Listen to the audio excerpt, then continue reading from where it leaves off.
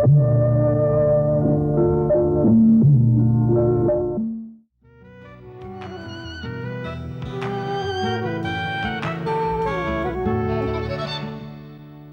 and welcome to my series of conversations with men and women whose ideas, vision and philosophy define our contemporary world. My guest today has been described as one of the most serious contemporary playwrights. He's the only Indian writing in English who's been awarded the Sahitya Akademi Award for Drama, for World Drama. He is a man of many parts related to the theatre largely. He's a director, writer, dancer, performer and a filmmaker. His plays have been performed at auditoria in India and around the world. I'm delighted to welcome Mahesh Dattani. Thank you, Rajiv. Thank you for having me on your show. Mahesh, you have performed in so many hats, wearing so many different hats. Which is sort of the preferred one?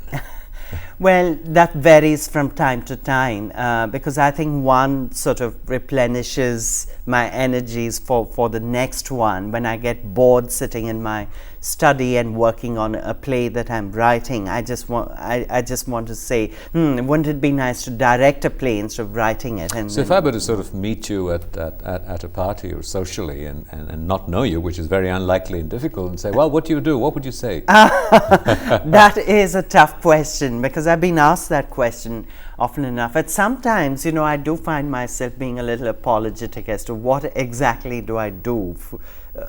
Because the question implies what do you do for a living, not what you're interested in. And, if somebody asked me what are your interests, I would say theatre, cinema, writing, whatever. And what do you do for a living? I usually sort of start with something like, I do drama, I teach drama, I write plays, I direct plays, I dabble in films, and mention all these various... You work primarily in the English language. Mm-hmm. Have you found that in some ways a liability or limiting, that you're not close enough to the larger pulse of India and the predicaments and the vocabulary and the issues that the English-speaking minority really experience is limited in that sense? Well, I think the limitation is not the language that I speak, it's who I am as well. What is my world view, if at all I have a world view. And I think it's to do with my sense of place, my sense of time and place, which may seem limited. But if you look at truth which is resonant, I think as a writer, as an artist, I would focus on the world that I know, that I'm familiar with, and hope that the larger truths, the universal and timeless truths, would somehow resonate in my work. So even if I wrote in Hindi, given my milieu, given my space and my sense of time and space, it would be, in one sense of the word, limited, but then that's not a bad thing. Mm-hmm. So you write in English, and many of your plays, and I think you're in a sense most respected as a playwright, if I may sort of say that. You've been performed internationally around the world. You've done a lot of plays for BBC and BBC Radio. Right. To what degree do you see yourself as an Indian writer, as opposed to sort of more universal as represented by the language that you're writing? I think what I said earlier sort of places me definitely as an Indian writer. I am aware of my Indian identity, even more so when my plays are being performed outside, because there are some things that you just take for granted, about your own culture, and it sort of gains some kind of significance when it's performed elsewhere, with audiences of another culture viewing it, or directors coming from another culture working on your piece as well. But to answer your question, I do see myself completely rooted in urban India. Very often a criticism or a comment on Indian writing in English, and certainly of a lot of the more serious parallel cinema, has been that it's positioned consciously for elite audiences, usually abroad, because that's where the money is. Do you feel sort of sensitive to that kind of criticism? Well, I must say that having entered films now, if you look at it realistically, films, even a low budget film, costs a lot of money. You're talking about at least 1 crore. And you do have, the minute you have this kind of money involved, and you have producers who may be doing this out of interest to develop good cinema, but they're also looking at getting back their money, right? You have a responsibility. You do have a responsibility to make what you're doing somewhat more universal. Now, this is different from reducing it to, the least common denominator, which a lot of work does. Some of it is good, some of it is bad, and I think the same is true of what the word used, elitist. That's the word used. Again, you have good elitist work and you have bad elitist work. Actually, I hate the word elitist, let me say that. Then I think ultimately you've got to be true to your story, your sense of story. And in cinema, there is an added responsibility that you are sort of universalizing your personal expression to the maximum extent that your sensibilities allow you to do. How important is the issue of or the aspiration of pure storytelling? There seems sometimes an overt emphasis in Indian writing to look at social issues, to look at a commitment to something, a cause, a passion, instead of just telling a normal everyday good story. Yes. I think in a strange way, I think what you talk about, the pure story and telling that pure story, that is as commercial as you can get. And it's interesting that something that's very pure and simple and personal is really what the world is looking for. Everybody loves a good story. And as far as the other comment you made about political issues, etc., I think if you put that in the forefront, then you're in trouble. Because people don't go to the theater, people don't go to the cinema hall for propaganda. They go to either watch or experience or be a part of a new story, something that's there's a certain purity in telling it, and there's a certain technical excellence in the sharing of the story as well. And I think the closer you get to telling your story, and even if you have political ideologies, it really must come from within as part of your story. You're a storyteller first, and then you have a political stand. So in drawing inspiration for the stories that you tell, your plays do have define sometimes a new vocabulary, new territory, as it were, in looking at issues of gender and looking at issues of child abuse, of your commitment to the sort of the secular ideal. So where and how is the story born? Is it born with the idea or the story, and then how does it sort of unfold? Right. Well, that's an interesting process. I don't think we have the time for me to expound on that. But well, to put it simply, it starts with the story. And I think as I mature or grow older, if you wish, I think my sense of the political sensibility of the politics that I see around my world are getting more and more articulate in my stories. But you're right. I think at this point I have to make a conscious effort that the storyteller comes first, and then my political view is sort of a part of it. And I don't succeed all the time, and some of my bad writing is really definitely when the politics come forward. You just spoke about bad writing. How much does it sort of traumatize you? It's frozen there, it's printed, it's available. Do you wish you could sort of put it on the carpet? Actually, I ensure that the bad writing is sort of removed before it gets to the print stage.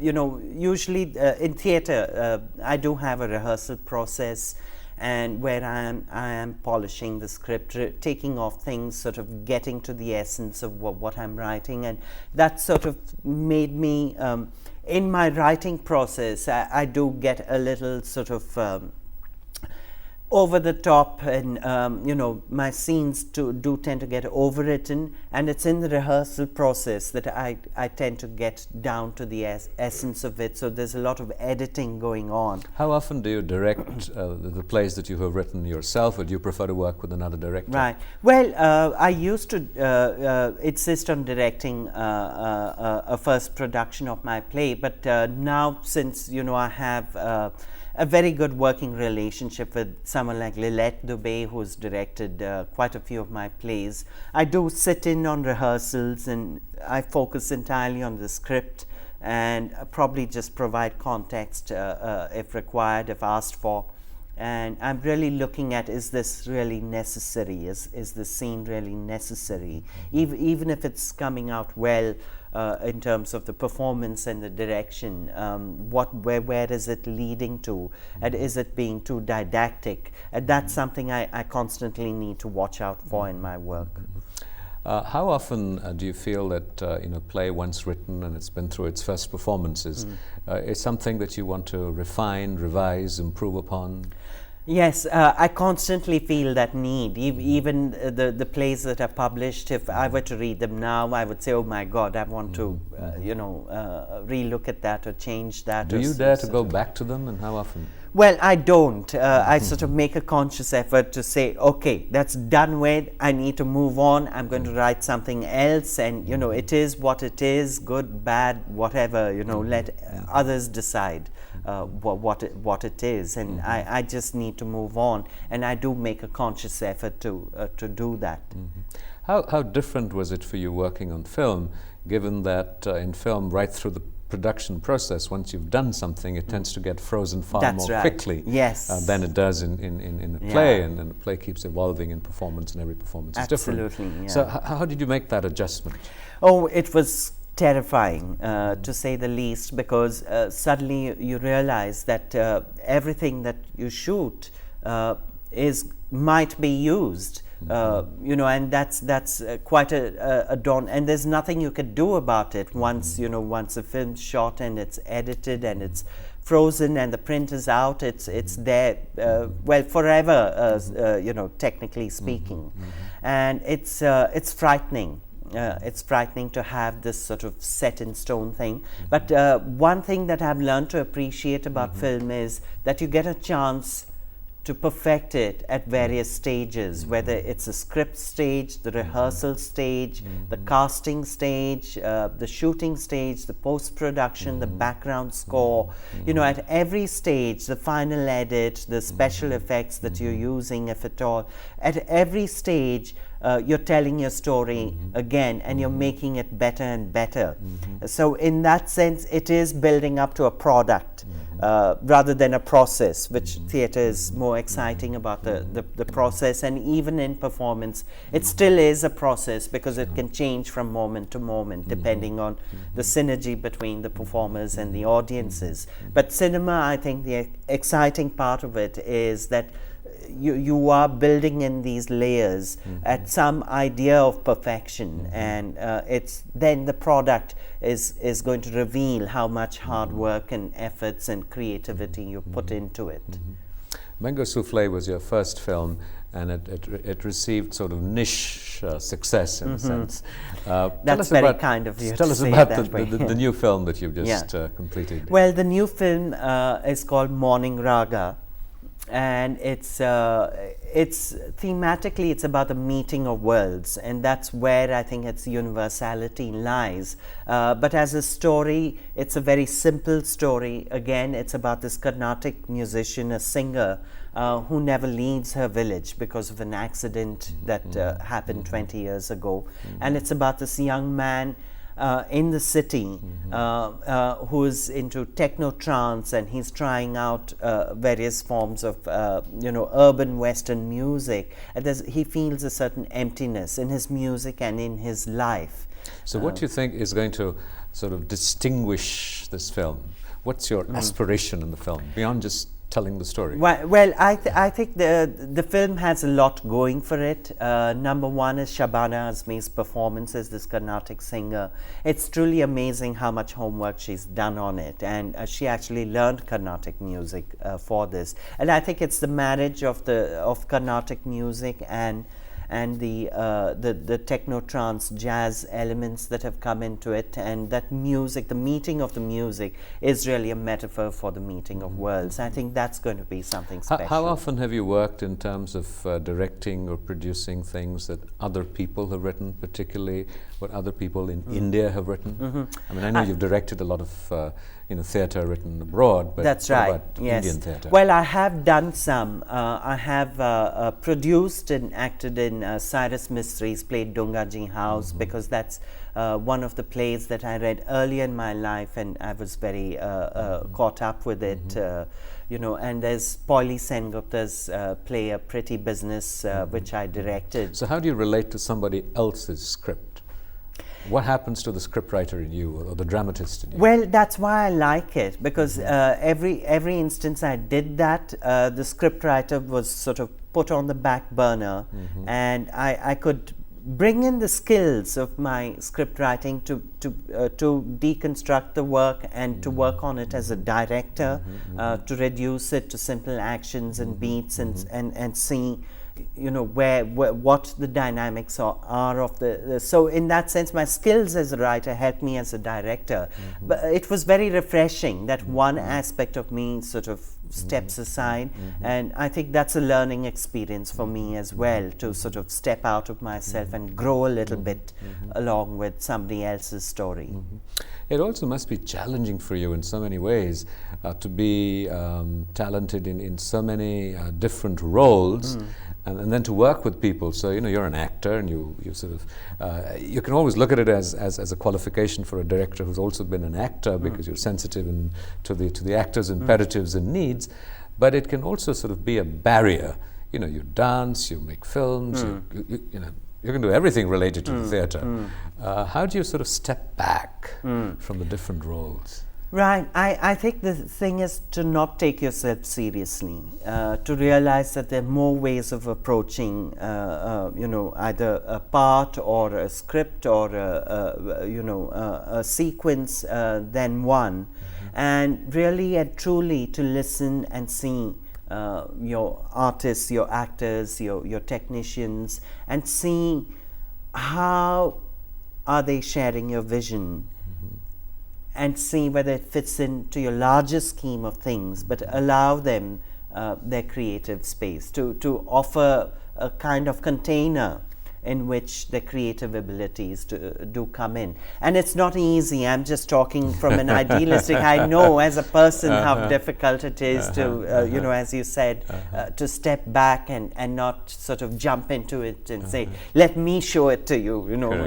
That's really, that's when you've got to tell yourself, look, you're not the most talented person on earth. There are other talented people, and allow them to explore it, and it might surprise you, and invariably it does. So how often does this vision get modified or improved upon, and then you feel this great sense of great surge of satisfaction? Right. I think the two are definitely connected. I think I like being challenged. I like my posture to be broken with a counterpoint or a counter view, and I think I do absorb. I think I listen very, very carefully, and if somebody, no matter how small the disagreement is, I take it very, very seriously in terms of considering what the other point of view is. And I think over the years I've learned to see that it's not me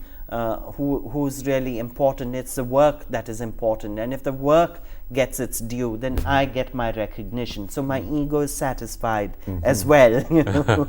How large is your ego? Do you feel it intrusive? In a strange way, it's how fragile is your ego is really the question that I ask myself, because I think the more it needs attention, the weaker it is. And I think there's nothing wrong in having an ego, but I think it needs to be in its proportion. Like so how secure do you feel, how vulnerable do you feel each time there's a new play or a film that goes on screen? Most people sort of anguish and agonize over each cough that comes from the audience and each ring these days of the mobile phone. So how secure do you feel that, I've done my best and this is now here in the public domain? Well, I am very insecure about how it's received because I do want my works to be received well by the audiences who've taken the trouble to come to the theatre to see it. But I think I've learnt, and this is something I've acquired with with sort of introspection and reflection, that it really isn't in your control. Nothing is really in your control. The only control you have is over your actions. And I think if you've been truthful to your work by creating the right energy and environment and working towards something, and you put your best in it, that's all you have the control over, and the rest is really not in your hands, but it still hurts when you have a restless audience. You've been perhaps India's first major playwright in English, creating work that is based on contemporary predicaments and issues and realities. But the sense I have is that it's not just in English, but in other theatre as well, with the possible exception perhaps of Marathi theatre and maybe a little bit of Bengali, that our writing lacks intellectual rigor. It lacks creativity, exploring new forms and structures and possibilities in the form of theatre or film or what have you. And we have a tendency to sort of travel through familiar old territory, so we resurrect the classics and we sort of adapt the classics to contemporary vocabularies and situations. And this happens in a country with such a rich cultural tradition. Why do you think that writing, particularly for theatre and somewhat towards film too, has this lack? Well, it certainly isn't because of a lack of talent. There is enough talent. My workshops reveal that there's so much ability and talent. I think it's the discipline that goes with it for theatre to work, which lacks motivation for it to be there. You write a play. You work hard at it. You're spending 5 or 6 months of your life on it, and if you have no guarantee whether producer or director is going to pick it up and whether it's going to be performed, and then there's all the pressure that it's not really, even if it is, you're not going to earn so much money out of it. So I would say that when it comes to writing, I think motivation is low. Whereas acting is a little different, directing is a little different, because even if in terms of money you're not getting what you deserve, at least you're in the midst of things. Things are coming to some kind of fruition, and that's probably the reason why they may seem like there is very little happening. But I would say that it's also a question of proportion. There is good stuff happening. There is a lot of talent, and there is good theatre in other regions as well. But because we're such a huge country that we need more, we need thousands and thousands of flowers to bloom, but what we have are a few hundreds of flowers that are blooming. So I guess if you're looking at an expanse and you just want to see this, beautiful vision of 1,000 flowers blooming. That's right. But 1,000 flowers bloomed because there was a great deal of intervention of the state and structures and processes. That's right. And to what degree do you think the state can intervene, can support this process? Right. We do have a very active state in the field of culture, and by state I mean government, institutions and right. I'm glad to know funding that. and what have you. Yeah. How successful they are is another yes, matter. exactly. Yeah. But what kind of initiatives would you like to see to encourage this process? I've a lot. I mean, I don't know where to begin, because it's not just a question of funding. I think there has to be, the right word is intervention, that you do need some kind of ripple system where you are looking at practitioners who are also looking at spawning new talent, and it has to be a certain process. It's not just handouts, that need. You are looking at everything from infrastructure to education, making arts more important in primary education, and you're looking at cultivating, aesthetic sensibilities. You're looking at promoting stuff so that audiences are interested in coming. So it's a lot of work, and obviously some good work is happening, but it's not enough. A lot more needs to be done.